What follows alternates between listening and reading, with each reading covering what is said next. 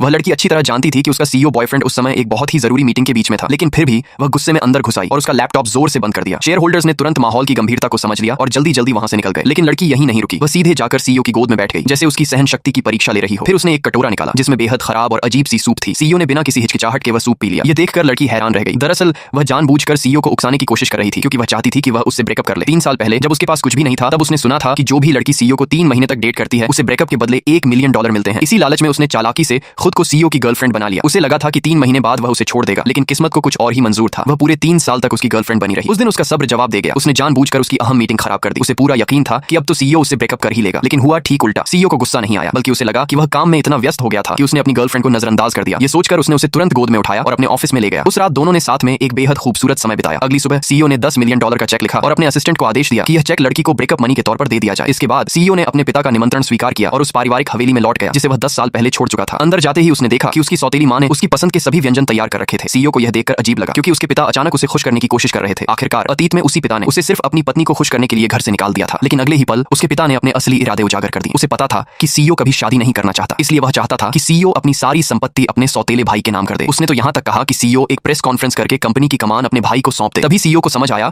कि उसे घर वापस बुलाने का असली कारण क्या था। बिना एक पल सोचे उसने साफ मना कर दिया। ये सुनते ही उसके पिता का चेहरा गुस्से से काला पड़ गया और उसने सीईओ को डांटते हुए घर से निकल जाने को कह दिया। इसी बीच लड़की को एक नौकरानी से पता चला कि सीईओ पारिवारिक डिनर के लिए घर गया हुआ है। तभी उसके दिमाग में एक नई चाल आई। उसे गलतफहमी थी कि अगर वह उसकी फैमिली मीटिंग बिगाड़ देगी तो सीईओ जरूर उससे ब्रेकअप कर लेगा। इसलिए उसने जानबूझकर ऐसे कपड़े पहने जो सीईओ को सबसे ज्यादा नापसंद थे। फिर वह सीधे उस हवेली में पहुंच गई और खुद को सीईओ की मंगेतर बताने लगी, लेकिन उसे जरा भी अंदाजा नहीं था कि उसका यह कदम दरअसल सीईओ के